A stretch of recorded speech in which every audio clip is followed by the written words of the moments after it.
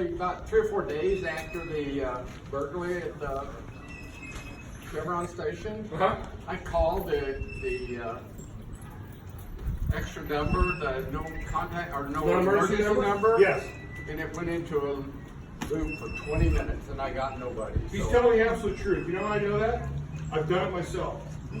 I've called an non-emergency number. I can speak freely. I called the non-emergency number myself, so I'm driving around here in my car, working it, and I know I have a non-emergency. And I called the number, and I waited 20 minutes. You're absolutely right, which is why we're hiring another dozen dispatchers. You got to get them trained, and then they'll come online. The chief looked at the budget last week and said he can use 15 more as well. Okay? Right now, you don't have a council person. You don't have a council person in District 2. So my strong suggestion is you contact the mayor's office or another council person. Whether it's District 1 or District 3, it's up to you. But I would strongly suggest you continue to make your voice heard down at City Hall, because we need those resources. I need those dispatchers.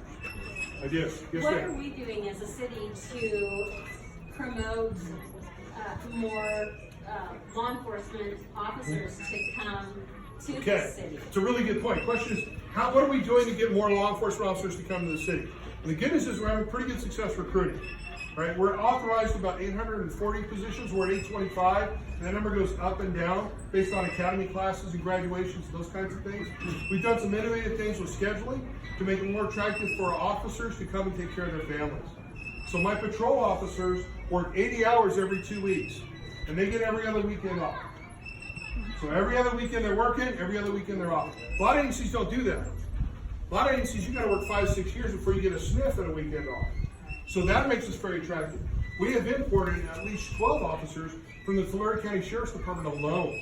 Experienced guys, SWAT element leaders, canine handlers, narcotics detectives that have left to start all over with Fresno because we're offering that kind of schedule and competitive pay and benefits. Just out of curiosity, compared to San Jose, housing market, way more than here. Right. Officers, in comparison to their pay and our pay, where are we at? I think we're in really good shape. I made a decision to leave the Los Angeles Police Department back in 1993 to come here, and I've never looked back. It's a good decision. I love raising my son here. I own a very wonderful home here that I'd never be able to afford in LA. I made a good decision for me and my family. And there are cops who make good decisions like that all the time. So we do talk about family and quality of life in these parks and home ownership and all of those things you can do in Fresno. When I talk to my academy kids, I teach the academy every year, every class, several times a year, and I'll tell them, tell me about your dream. And it's funny because the 22-year-old kid goes, and I go, what's the first thing you're going to buy? He goes, truck, lift in, 12 inches, big tire, sound system, right? And I go, okay, Clovis, good. And the Fresno kid's like, I'm going to buy a sports car, I'm going to slam it, trip the wheels, right? But then you start talking about things like houses and college education for your kids and lessons for your little ones, right? And a retirement plan and vacation homes, cabins at Cheer. You start talking about all those dreams, and those are all achievable in this community. I know that we all know people that can do that. I know that we don't have a council person in this area at the moment. Yeah. Yet. Would that be hopefully part of their position is to go out and promote our city, our area, or who is doing that? And what kind of promotion goes on in the city that would help us bring more officers or people in that are going to help in this area? Well, the first thing we need to do is budget to allow to hire more officers. We need that number to move from 850 up. Mayor Brandt said he wanted 1,000 officers at one point, right? And other candidates are talking about the same thing. So we need that commitment financially for the city to do that. Promotion, we'll take care of it. We'll handle through our network through the academies. We have recruiters that go out and talk to high school and college groups. We go out and talk to other agencies. We'll handle that part. I've been a part of the agency at a time when we hired 250 additional officers on a government grant. And we got it done. We got those officers hired. We can do that part. We do need people to be champions for our city. We need people to tell the story of Fresno, the real Fresno, the one that we enjoy. The nice restaurants, the great homes, the nice neighborhoods, the people that we live with, right? That's the story we need to get out. If you talk to people that drive through Fresno on 99, it's not the real Fresno. Think about it. You come in from the south, Chestnut and 99. Our junkyard's awake. Please take a look at our rusted vehicles, right? As you go through there, we'll take you down through the rescue mission, and a bunch of homeless along Golden State. And then don't let city will do its part. As you come through downtown, we make sure all of our garbage trucks are lined up along the freeway. So you see them when you drive by, right? We have a beautiful zoo and park. We make sure there's a big wall to protect the freeway. No one sees that, but they'll see the hooker motels across the street, right? Then we continue on to the rail yard, right? We get some fast food at Shaw, some abandoned trucking properties out at Shaw 99, and then there's high-speed rail. And boom, you're out of Fresno. And that's what people see. So what I need is people like you to not make this the best kept secret. Shh, don't tell, we're kind of a fat hog. Right? Tell people, show them, take them to your local restaurants. Don't let them eat at the chain. Take them to the Chico's. It's a treasure, right? Take them to local spots. Yes, sir. So, will we be having meetings periodically, or is there some thought as to that? Or? Absolutely. We're going to make ourselves available as much as we can. It's been a couple of years since I was here. Last time I was here, I think the skies opened up. We had a thunderstorm, and it hit so loud I had to stop talking. God was like, "Be quiet, Farrah, go home." We will make ourselves available. I used to have a great crime prevention officer. She was so good we promoted her to crime analyst. Okay, so our officers are going to chip in, our sergeants are going to chip in.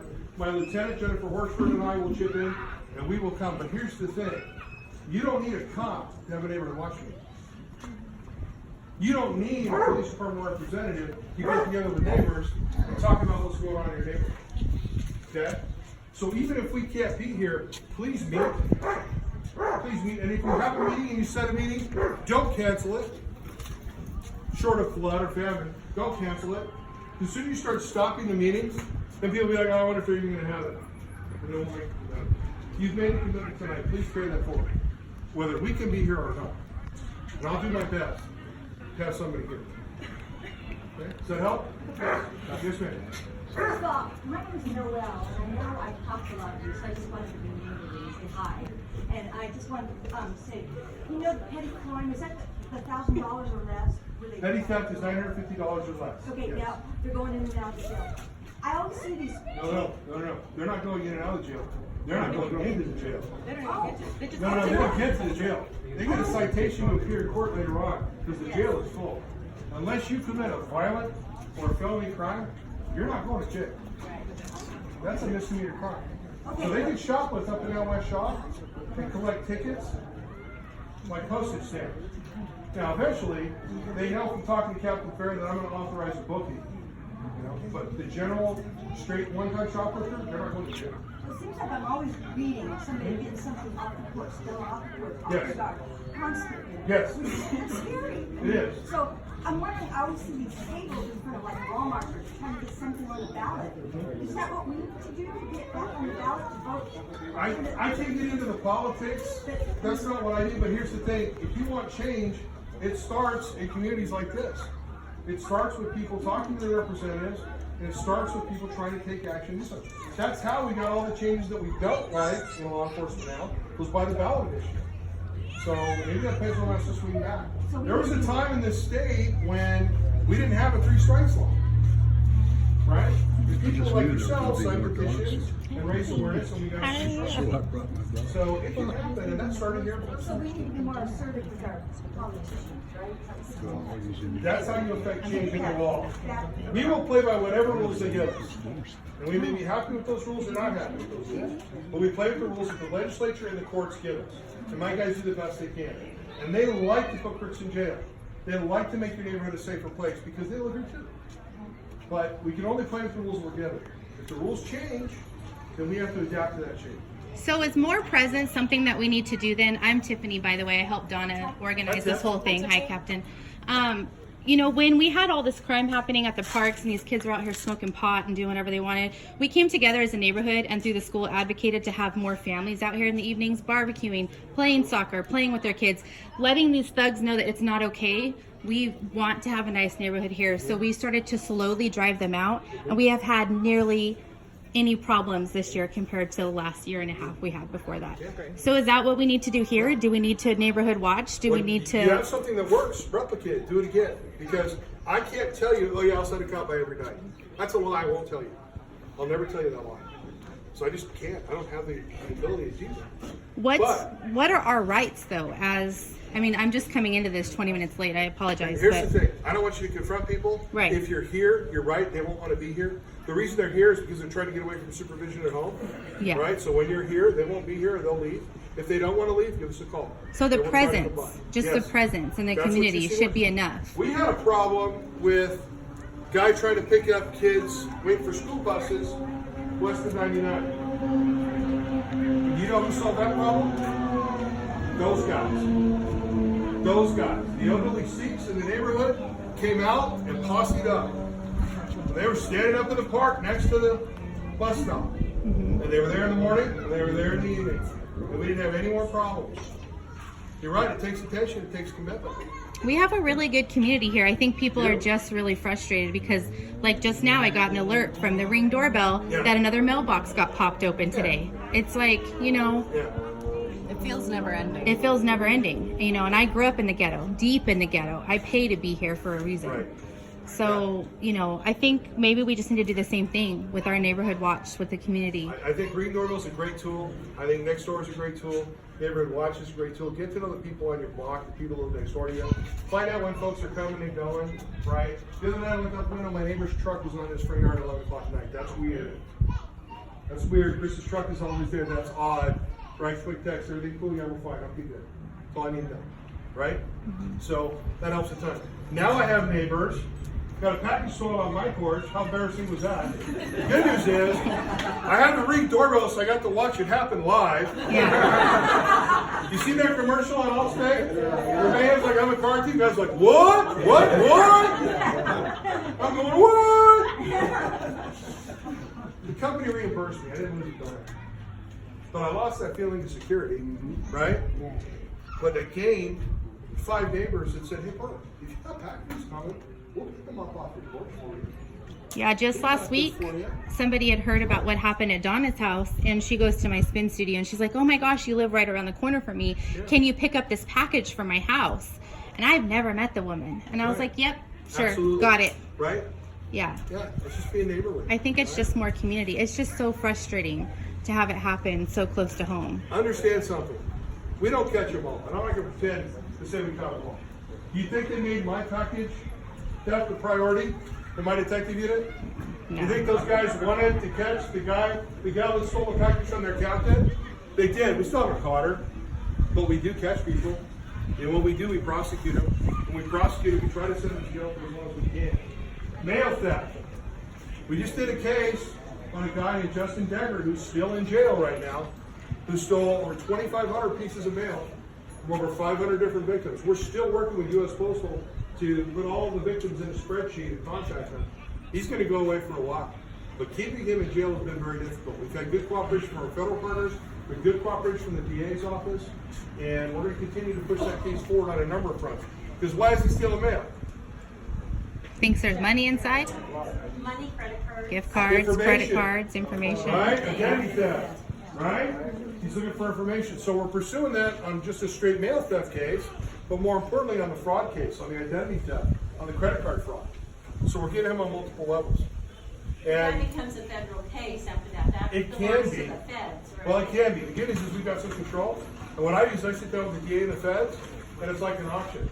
Hey, now right now, how many months can you give me? 24 months right here, 24 months to the state. Feds, what can you give me? 30 months, 30 months, 30 months at 85% time, what do you need? 45 months at half time. Okay.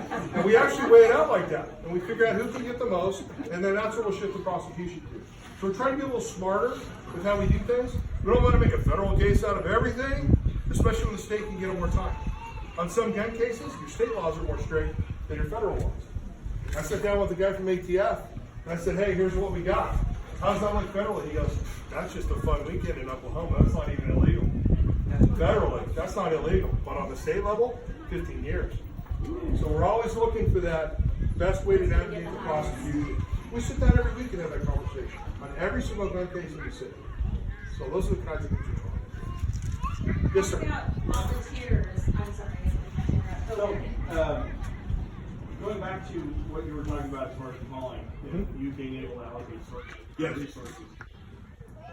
I think everybody here probably knows what the answer is, but I'm just looking for clarification in that that is all information that you can use, that's all data that you use in order to be able to not only reallocate resources, but take that to Fresno City Council and say, hey, we need more officers. And also to catch crooks. Because let's not forget, if someone breaks into your car and you go, cops aren't going to do anything, they only got $10, the insurance is going to cover the window, I'm not going to report it. That dot does not go on the map. That could be one of the dots that helps us fill in the pattern that gets the guy, right? Your video is extremely valuable.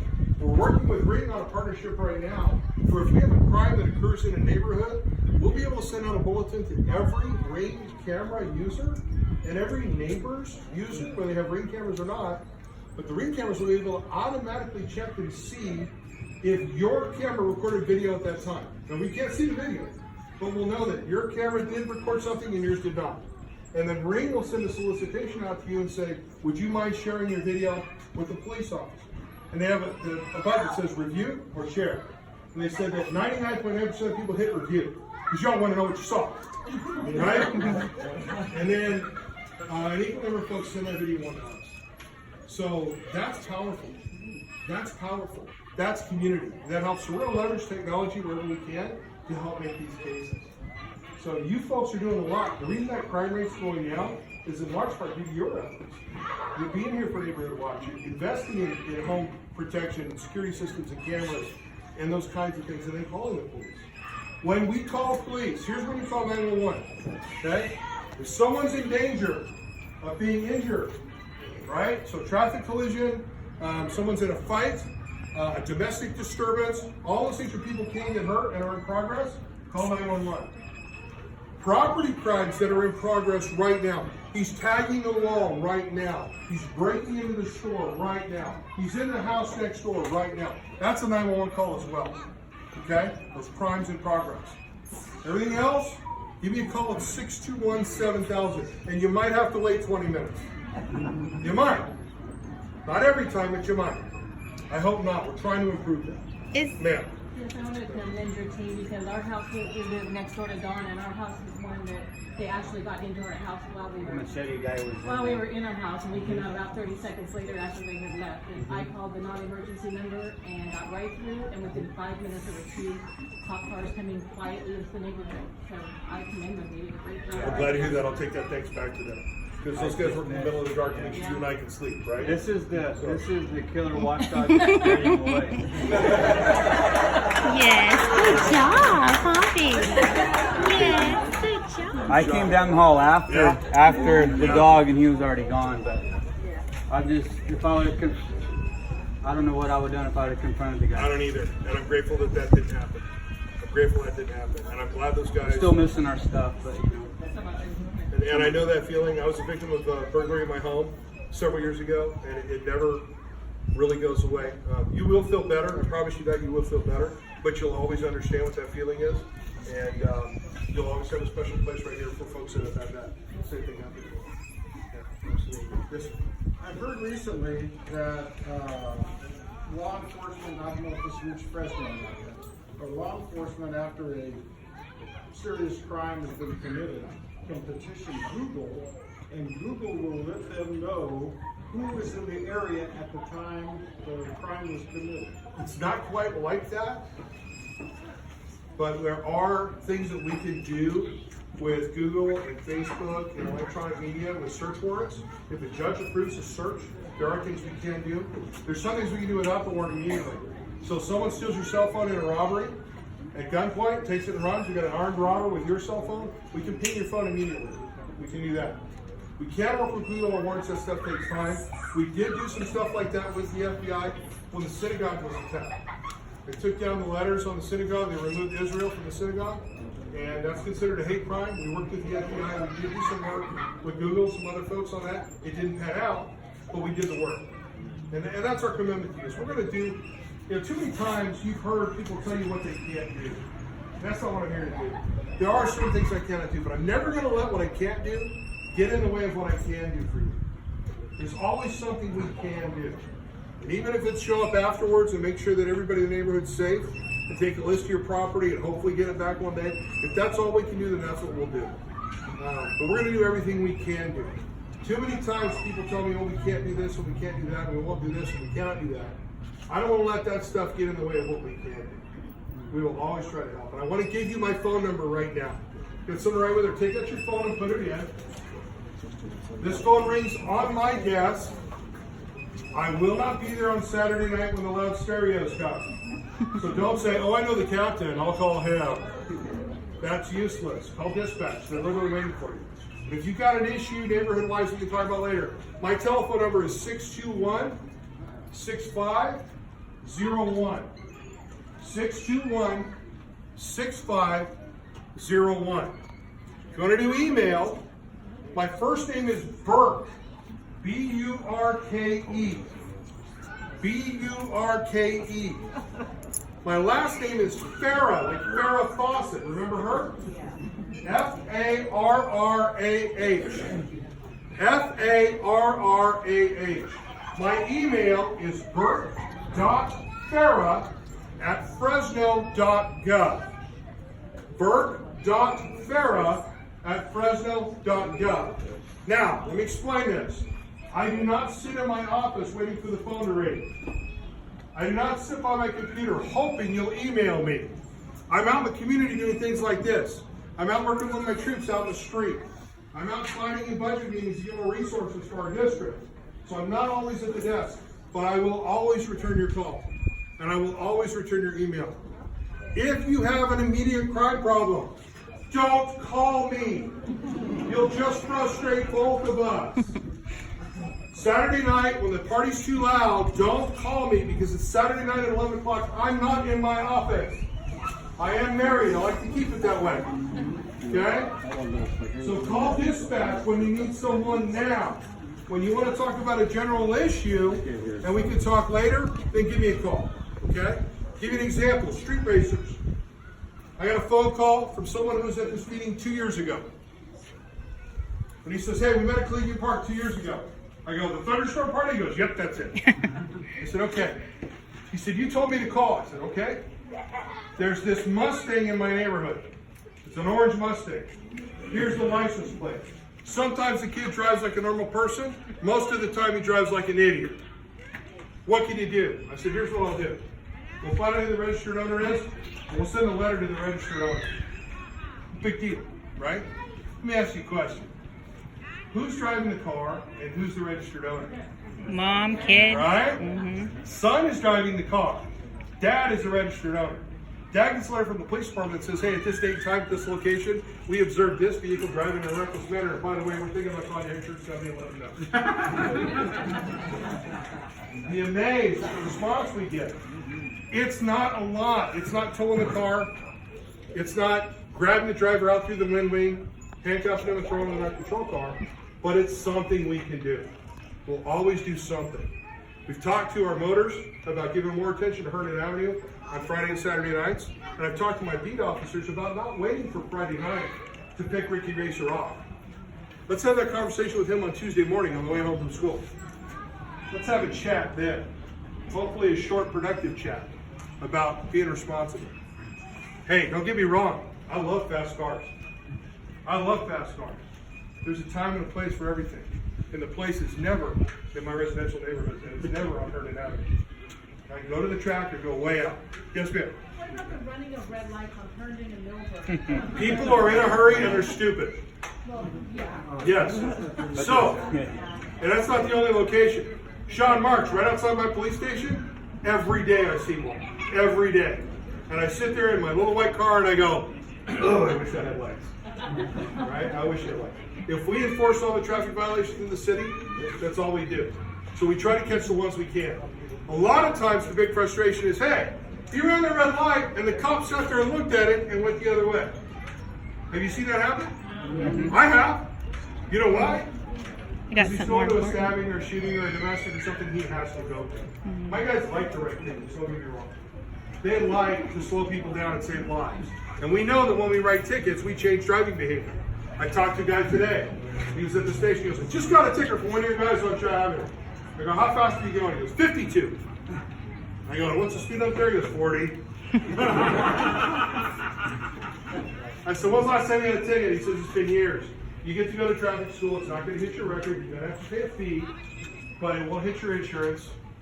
And let me ask you this. For that one that you got, how many did you earn? Because I know what the answer is for me. I've gotten a handful of tickets in my career, and I guarantee you for everyone I got, I probably deserve another couple more. So we'll do our best, right? We'll do our best. Because we do know that red lights and speed and illegal turns cause accidents, and that causes injuries. The big issue right now is DUI. Most of our deaths, about half of our deaths are pedestrians. And they're almost all intoxicated, either booze or drunk. And every once in a while we'll have a collision between a DUI driver and a drunk pedestrian. It's happened on Shaw Avenue, right? And you got two families that are impacted right there. So we're trying. Yes, ma'am. I don't know if you guys talked or touched on this yet or not, but about the homeless situation in the neighborhood, is it, if you can clarify this for me, is it illegal to be drunk or high in public? It is illegal to be drunk or high in public. But we don't put people in jail for that. What we do is we take them down to the rescue mission, what we call a sobering center, where they actually meet with a counselor, and they don't have to stay. They're free to leave. But our hope is by putting them in that environment, maybe we'll catch them that one day when they say, yes, I want help. And that's great. I mean, I'm all for that. But when I call, 621-7000 and I wait the 20 minutes and there's a guy clearly on drugs who's rolling around in the street or on the sidewalk, and they tell me it's not illegal. Okay, he can just roll around like that with no shirt on. Well, and we're going to check his welfare. So then they say call 911 or the ambulance, because that if you think that he's in danger, then we can send somebody out. So let's talk about the conversation we should have on the phone. Because as civic-minded people, we do care about folks in our community. And yes, there's a guy walking through traffic, and yes, he's annoying, and he's smelly, and he's drunk, and I don't like him very much. Well, I don't want him to get hit by a car. But I don't want to hit him by my car. So he is at risk to himself. He's walking in traffic. He's a danger to himself. Listen to the words coming out of my mouth. He is a danger to himself or others. Those are magic words. Please use them in truth. Please use them in truth. I don't want 9,000 calls where we've got a dog off a leash and he's a danger to himself or others. Okay? We have to be true about what's going on. Right. But please help the dispatchers paint the picture. They're listening to your words. And they're not going to put words in your mouth, but they want to know what's going on. Right. If that's a fair assessment of what's going on, please tell us that. Okay? Especially when it's by a school and kids are getting out. I worry about the safety for the kids. Those are the things we need to hear. So we Kids need are to getting out of have better school. verbiage. Yeah, that's exactly what we need to hear. We had a guy in Pinedale, and my best RP reporting party, sorry, didn't mean to laugh at that cop talk there for a second. My best reporting party is the principal of the school. And she sees the guy across the street, and she knows the kinds of things that he does around the kids. So when she calls, we've had a conversation. She knows exactly what to say because that's what he's doing. So please help us tell the story. And if you feel like you're not getting through, then make the call. You can always ask to talk to a supervisor if you need to. We can always talk about it later.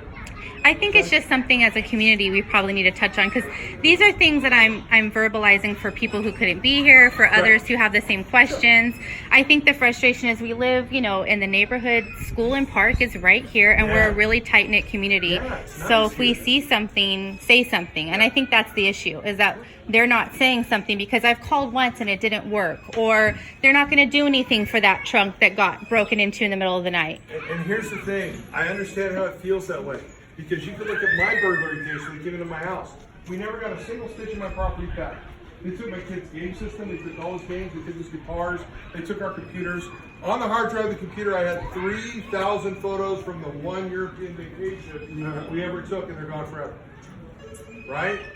We never got them back. But we got the crooks. And I know we got the crooks because we got them on a different case. And I talked to detectives and they said, we got them to confess to the other two, but for some reason they don't want to talk about being in your home. And I go, I don't understand why. Right?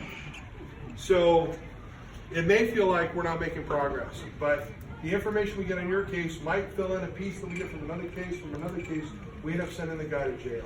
For every case we make a burglar on, there's probably 8 or 10 that he did that we'll never make. But when we take him off, he's gone, and that's 8 or 10 he's not going to do next. In the back, sir? Okay, I got looking at it a couple years ago, my truck, and I did the online. Yeah. Does that actually help? Yes. It at least puts the dot on the map. I understand you get your truck broken into, you got to get to work the next day. You can't wait around for the cops, right? It happened to my ex-wife. She was at church. They busted her window, took her laptop. She came out after church, 9 o'clock at night. She's like, I'm not staying here for 2 hours. I'm going home. So she drove home.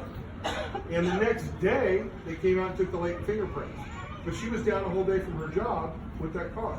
I understand you don't have that kind of time to give me that. That's okay. Fill out the online form. At least put the dot on the map. There's one other issue with that though. So I did that. They caught him. They actually caught him. Nice. But you guys didn't catch him. The sheriff's did. That's okay. No, I know. Here's the issue. You gotta see the them sheriff something, called me. right? They found paperwork in there. Not because of the online. What the sheriff said was, you have the report that you turned in. I said, yeah, I turned into the Fresno Police Department, and they go, well, they don't talk to us and they don't help us. Can you give it to me? I'm not sure if that's true. I didn't even want to bring it up. No, I'm glad you did. I'm glad you did. Here's why. Some of my best friends are sheriff's deputies. My cousin's a sheriff's deputy. I just spent a wonderful weekend at Monroe's Hills. You've never been, you should go. It's over there by Watsonville, Monterey, Moss Lake. My buddy turned 50. He's a sheriff's captain. We meet every month to talk about issues like this. Our detectives talk every week. They're burglary detectives, our burglary detectives. Especially here in Northwest. Because you got those county islands up here, right? All around here, right? Sierra Sky Park and Fig Garden and all that stuff. So they're in constant communication. So I'm sorry that deputy felt like we don't talk. We talk all the time. Yeah, I didn't want to really bring it up. No, I'm glad you did. I got friends in both of them. I do too. And they're great. You guys are great. Well, you know, we always have a good time when we play together. I had the luxury of being the commander at Magic, where I had both PD and Sheriff's Department and CHP and federal people on my team. And my partner also had a mix on his team. We had a lot of fun playing in the sandbox together. We put gangsters in jail. It was awesome. We're always better when we work together. Always. So thanks for bringing that up, because we do talk to each other. And we want to do more of that. Yes, sir. Can I mention something about cameras? Sure. A lot of you like Ring doorbells and stuff like that. I have one, but some can get pretty expensive. My mom's, quick story, my mom's in a retirement home, and somebody said that people were taking stuff in the retirement home. It's hard to believe, yes or no. We hired a lady to come and help take her pills. Sometimes we don't know if she's been there or not, although the pill box is empty. So there's this little camera, it's called the Wise camera, W-Y-Z-E. And I purchased it for 25 bucks. And you can use it in standard definition or high def. If you put a little micro SD card in there, it will continually record. So, and you can go back and do a playback and see, and I have it, and if it's standard mode, it'll record 6 or 7 days before it starts looping back over the old stuff. If it's high def, it'll do 1 or 2 days, depending on, I guess, the size micro SD card. I do second that recommendation, because my brother does the security for Fresno State, and that was the first one he told us to get after all this started happening. We went with wired. That was a personal preference. The only thing is with the Wise, they do have the SD card, so make sure they're up, that people can't just pop them out or pull it off. They do 14 days of cloud storage free. Yeah, which is really nice. But the video segments are only 12 seconds long, which isn't very long. But if you have an SD card in there, you note the time and go back and look at the playback on the SD card. I'm trying to think what else. It's basically just purchasing. I purchased one, I set it up in my mom's apartment. I've got it in the corner, she doesn't even know it's there. And I can check to see people coming in, I can check to see if she's taking her meds, I can check to see if the lady's coming. And it's, as far as I'm concerned, that's cheap. The picture quality is really good. Yeah. The picture quality is really good, so I think that's the one thing you look for. It is some sort of plug-in power. It has some USB or plug-in USB comes with that, and Wi-Fi. Those are the only two things you need, and you're good to go. And you can document that. That's what my son thought also. Wise? Yes. Yeah. It works really good. Yeah. I got my garage and my mom's place. Yeah. So technology is something that we can definitely use. Other things you can do to enhance your security of your home. Let's take advantage of the tools that are already there. Things like locks. Feel free to use them. I'm not joking when I tell you that most of our burglaries are through unlocked windows or unlocked doors. The most important door to lock in your house is the one you always leave open between the house and the garage. Start locking that door. I don't care how many times you have to go out and get a soda in the garage in the extra refrigerator or whatever you got to do. Lock that door, because they'll kick that ped door or they'll jam your garage door and then they're in your house. And sometimes they get in there while you sleep at night because the doors are unlocked. So lock the doors, lock the windows. I know it's hot. You're going to run the AC anyway, right? If you do need to crack a window, buy the twist. They're window track locks. You can get them at any hardware store. It's a thumb twist, so you can crack your window open this much, or you can crack it open this much, but not this much. Okay? And set that thing in there. Put the lock up at the top, right? Unless you're short, then put it at the bottom where you can reach it. The important thing is make it work for you. So lock and secure your doors and your windows. If you have killer dogs, like this one right here, right? Dogs are awesome. Dogs bark, dogs make noise. They're not foolproof, but they're awesome. I have two, mostly because she loves them more than me, but we have two. And I have seen grown men drop their tools because my boy started barking at him, and he just wants to play.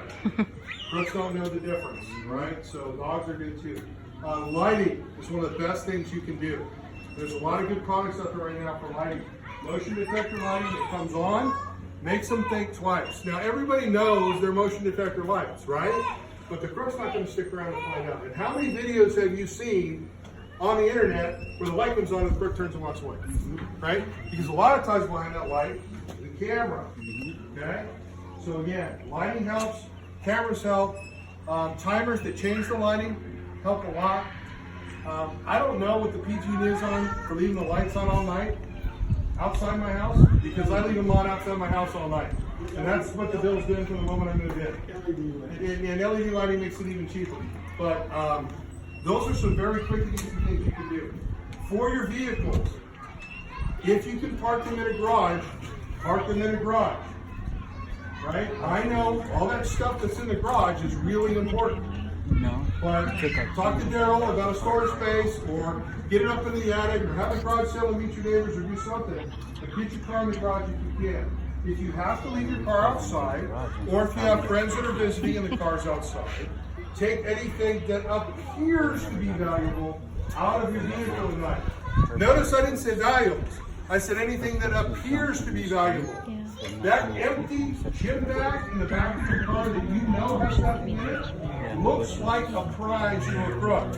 And we see them all the time with their flashlights, and they're looking at the interior. When we see is that they look and they don't see anything, then we move on. But they will break the window for a bag, they'll break it for a backpack, they'll break it for books, or change in your console. So I have that super secret console that slides over the top of the table. They just can't